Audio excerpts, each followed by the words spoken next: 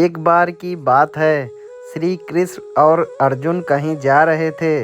रास्ते में अर्जुन ने श्री कृष्ण से पूछा कि प्रभु, एक जिज्ञासा है मेरे मन में, अगर आज्ञा हो तो पूछूं। श्री कृष्ण ने कहा, अर्जुन, तुम मुझसे बिना किसी हिचक कुछ भी पूछ सकते हो।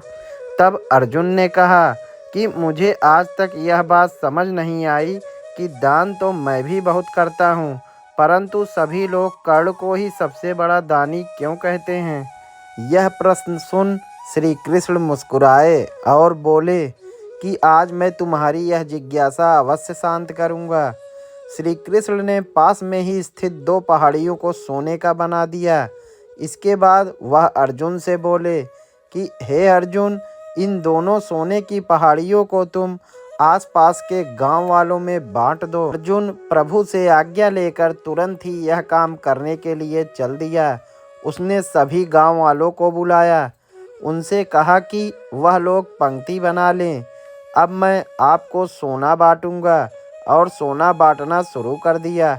गांव वालों ने अर्जुन की खूब जय जयकार करनी शुरू कर दी।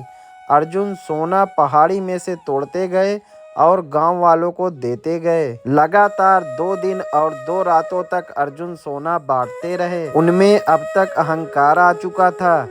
गांव के लोग वापस आकर दोबारा से लाइन में लगने लगे थे।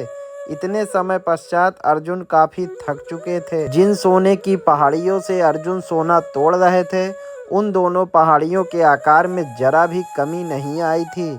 उन्होंने श्री कृष्ण जी से कहा कि अब मुझसे यह काम और न हो सकेगा, मुझे थोड़ा विश्राम चाहिए। प्रभु ने कहा, ठीक है, तुम अब विश्राम करो, और उन्होंने कर्ण को बुला लिया।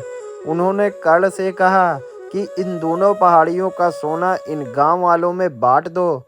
कर्ण तुरंत सोना बांटने चल दिए। उन्होंने गांव वालों को बुलाया और उनसे कहा, यह सोना आप लोगों का है, जिसको जितना चाहिए वह यहाँ से ले जाए। ऐसा कहकर कर्ण वहाँ से चले गए। यह देखकर अर्जुन ने कहा कि ऐसा करने का विचार मेरे मन में क्यों नहीं आया। श्री कृष्ण ने अर्जुन को शिक्षाप्रद भाव से जवाब दिया कि तुम्हें सोने से मोह हो गया था। तुम खुद यह निर्णय कर रहे थे कि किस गांव वालों को कितनी ज़रूरत है। उतना ही सोना तुम पहाड़ी में से खोद कर उन्हें दे रहे थे। तुम में दाता होने का भाव आ गया था। दूसरी तरफ कर्ण ने ऐसा नहीं किया।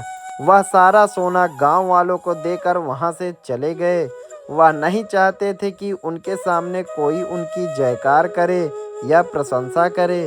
उनके पीठ पीछे भी लोग क्या कहते हैं, उससे उनको कोई फर्क नहीं पड़ता। यह उस आदमी की निशानी है जिसे आत्मज्ञान हासिल हो चुका है। इस तरह श्री कृष्ण ने खूबसूरत तरीके से अर्जुन के प्रश्न का उत्तर दिया। अर्जुन को भी अब अपने प्रश्न का उत्तर मिल चुका था। तो कथा का सार यह है कि दान देने के बदले में धन्यवाद या बधाई की उम्मीद करना भी उपहार नहीं, सौदा कहलाता है। और हम अपने नाम का शिलापट लगवाते फिरते हैं। यदि हम किसी को कुछ दान या सहयोग करना चाहते हैं, तो हमें यह बिना किसी उम्मीद या आशा के करना चाहिए, ताकि यह हमारा सत्कर्म हो, न कि हमारा अहंकार। तो भक्तों, आप लोगों को यह कहानी कैसी लगी कमेंट करके ज़रूर बताइएगा।